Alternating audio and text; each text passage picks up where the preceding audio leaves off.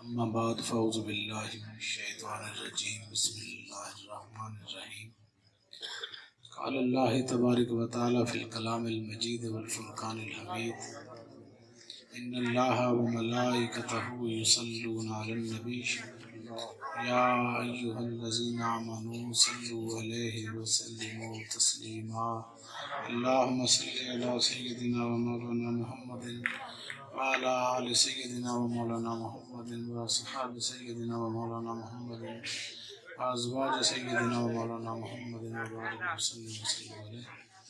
ارشاد الہی کہ بے شک اللہ تعالیٰ اور اس کے فرشتے نبی کریم صلی اللہ علیہ وسلم پر درود و سلام بھیجتے ہیں، اس لیے اے ایمان والو تم بھی نبی کریم صلی اللہ علیہ وسلم پر درود و سلام کے نذرانے بھیجا کرو. یہ اللہ تعالیٰ اور فرشتوں کا وظیفہ ہے جس کا ذکر قرآن مجید میں ہے.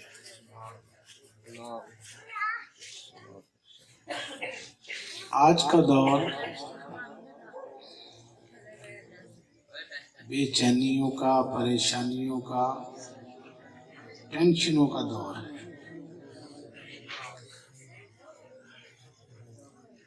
اے خاصائے خاصان رسول وقت دعا ہے، امت پہ تیری آ کے عجب وقت پڑا ہے.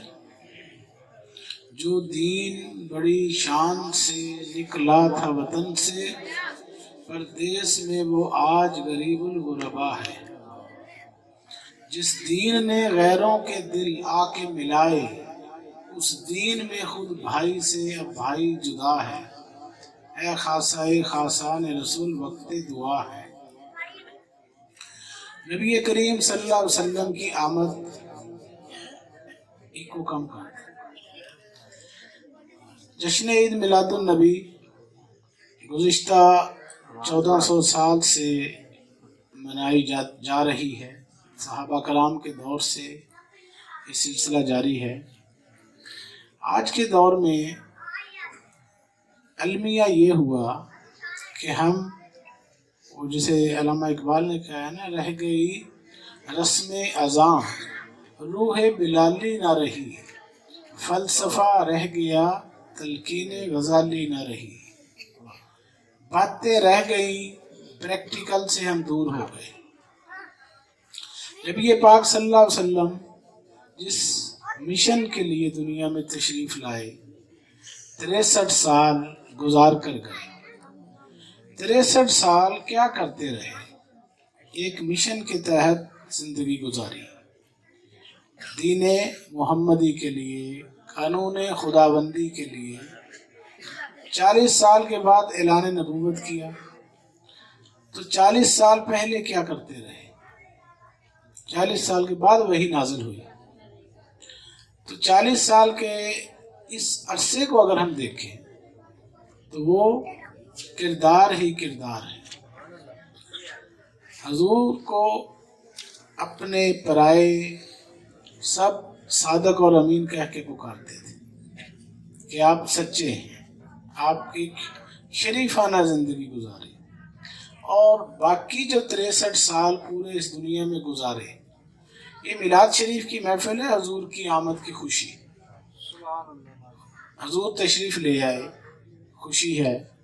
لیکن تشریف لا کر کیا کیا، اس پر غور کرنے کی ضرورت ہے. وہ ایک مشن کے تحت زندگی گزاری. کھانا کیسے ہے، پینا کیسے ہے، بات کیسے کرنی ہے، بچوں کی تربیت کیسے کرنی ہے، تجارت کیسے کرنی ہے، حکمرانی کیسے کرنی ہے، تجارت کیسے کرنی ہے، عبادت کیسے کرنی ہے، وہ سارا کچھ بتا کر گئے، سمجھا کر گئے، سکھا کر گئے. آداب کلام، آداب طعام، آداب نشست و برخاست. انسان کو حیوانیت سے نکالنے کے لیے 1,24,000 پیغمبران علیہم السلام دنیا میں تشریف لائے. ان نبیوں کا مقصد کیا تھا؟ اللہ کی مخلوق کو اللہ کے راستے پر چلانا، اللہ کے راستے پر لگانا، برائیوں سے بچانا، نیکیوں کی طرف چلانا. یہی مشن تھا نبیوں کا، یہی مشن ہے ولیوں کا. وہ بھی کیا کرتے تھے؟ اللہ کا پیغام اللہ کی مخلوق کو پہنچاتے تھے اور ان کے اندر سے نفسانیت نکالتے تھے. یہ اندر کا گند بلا جو ہے اس کو نکالنے کی ترغیب دیتے تھے. حسد، بغض، کینہ، نفاق، غرور، تکبر، چغلی، غیبت، غصہ، بہتان، یہ ساری اخلاقی برائیاں، روحانی برائیاں. ہم جسم کے لیے بڑے سنجیدہ ہیں کہ ہمارے جسم کو نہ کچھ ہو جائے، ہم ہلاک نہ ہو جائیں، مر نہ جائیں، کرونا نہ ہو جائے، ہیپاٹائٹس نہ ہو جائے، شوگر نہ ہو جائے، ہارٹ اٹیک نہ ہو جائے، برین ہیمریج نہ ہو جائے، وغیرہ وغیرہ، کہ ہم جسم کے لیے ہر وقت فکر مند رہتے ہیں. لیکن جسم جس کی وجہ سے چل پھر رہا ہے وہ کیا ہے؟ وہ ہے روح. ارشاد الہی وَنَفَخْتُ فِي مِن روحی، میں نے پھونک دی اپنی روح حضرت انسان میں. جب تک یہ روح اس کے اندر رہتی ہے انسان چلتا پھرتا رہتا ہے، باتیں کرتا ہے، کام کرتا ہے.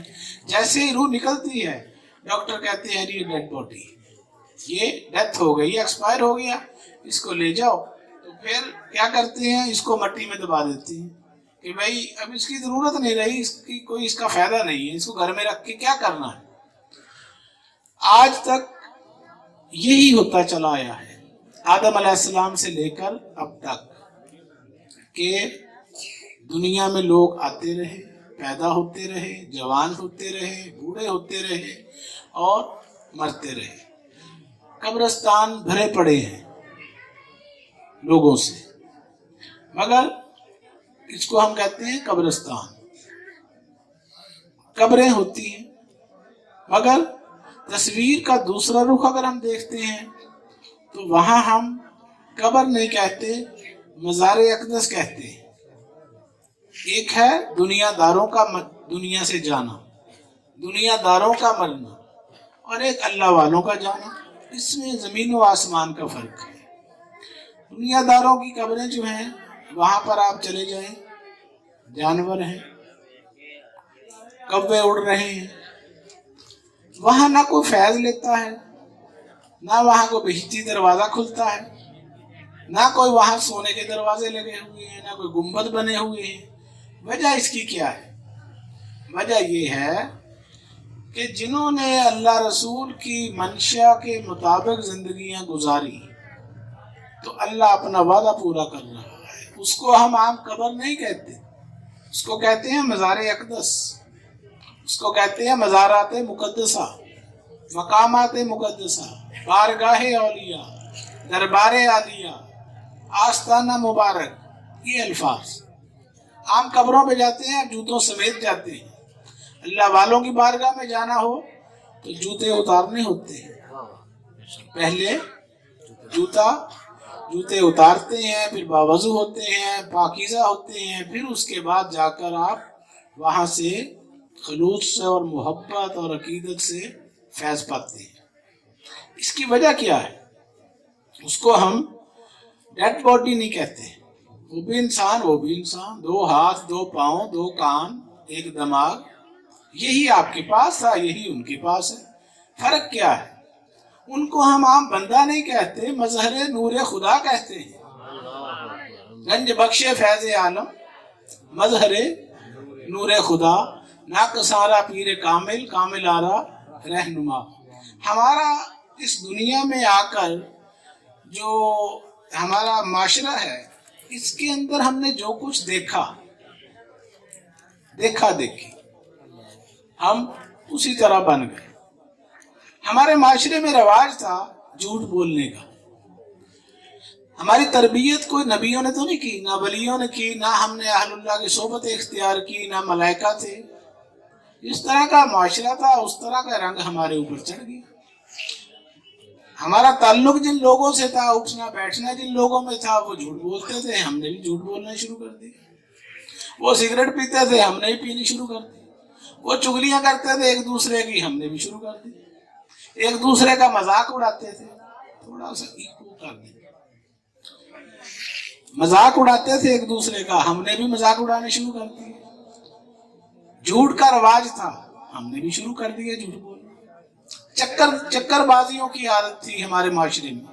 جس سوسائٹی میں ہم پیدا ہوئے پلے بڑھے اسی طرح چکر بازیاں ہمارا دماغ کرنا شروع کر گئے. پھر اس معاشرے میں ایک رواج یہ تھا کہ ظاہر کو اہمیت دی جائے، ظاہر کو اہمیت دی جائے. تو ظاہری طور پر اچھا بننے کے لیے منہ پہ بال رکھ لیے، نماز پڑھ لی، ٹوپی رکھ لی، ہاتھ میں تسبیح پکڑ لی.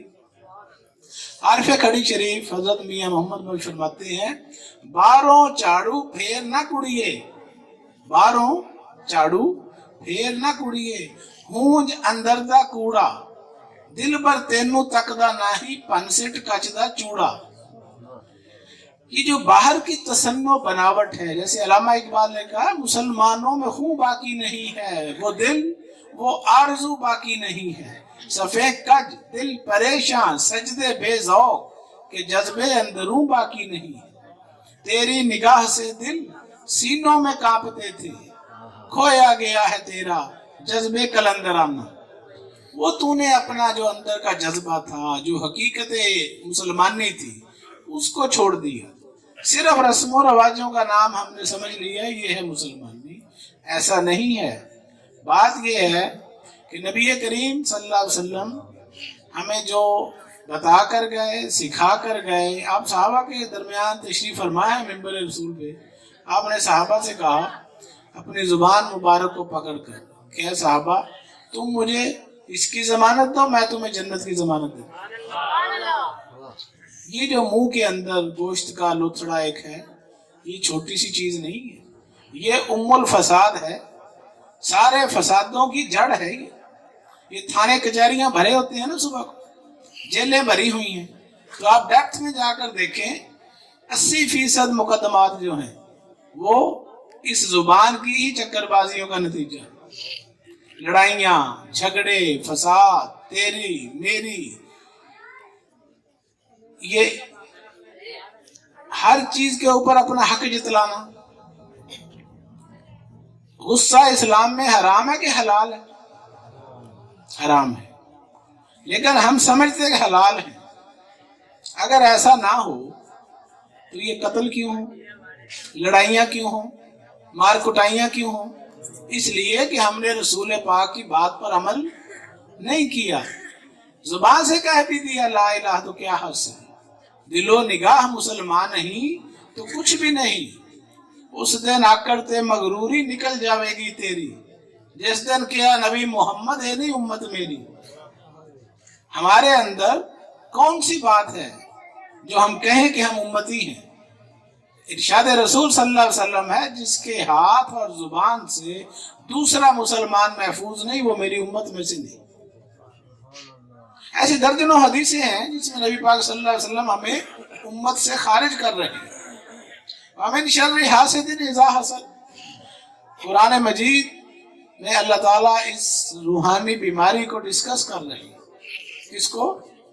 حسد کو، جیلسی کو. حدیث پاک میں آتا ہے کہ حسد ایک آگ ہے جو نیکیوں کو جلا دیتی ہے، جیسے آگ سوکھی لکڑیوں کو. نمازیں ہم نے ساری زندگی اگر پڑھی، روزے رکھے، نوافل پڑھے، تلاوتیں کی، حج کیے، زکاتیں دی، اور دل میں حسد پیدا ہو گیا تو ساری عبادتوں کا ستیہ ناش ہو جائے. اب یہ حسد ایک اندرونی بیماری ہے، یہ باہر سے نظر نہیں آتی. آپ کے دل میں بغض ہے کسی کے لیے، باہر والے کو نظر نہیں آتا. حسد سے اندر سینہ جو ہے وہ دہک رہا ہے، لیکن باہر سے محسوس نہیں ہوتا. یہ حسد وہ آگ ہے جس کی ایک تیلی آپ کی پوری زندگی کی نیکیوں کے پیٹرول پمپ کو تباہ کرنے کے لیے کافی ہے. یہ نمازیں، روزے، حج، زکاتیں، اس کے ساتھ ہم سمجھتے ہیں کہ نبی پاک خوش ہو جائیں گے، پورے کے پورے اسلام میں داخل ہونا پڑے گا. یہ اولیاء کاملین، بزرگان دین، انہوں نے خود کو دین کے اندر متزن کیا، دین کے اندر تیراکیاں کی، دین کے اندر پورے کے پورے داخل ہو گئے اور دین پورے کا پورا ان میں داخل ہو گیا۔ اللہ کی ذات ہے مالک یوم الدین، پڑھتے ہیں نا نمازوں میں الحمدللہ رب العالمین الرحمن الرحیم مالک یوم الدین۔ اللہ کی ذات ہے مالک یوم الدین، اور دین کو جو پھیلایا جن لوگوں نے ان کو کہتے ہیں بزرگان دین۔ کیا کہتے ہیں؟ بزرگان دین۔ یہاں برصغیر پاک و ہند کے اندر سب کانٹیننٹ میں کوئی صحابہ نہیں آئے، نبی نہیں آئے، تو یہاں اسلام کیسے آ گیا؟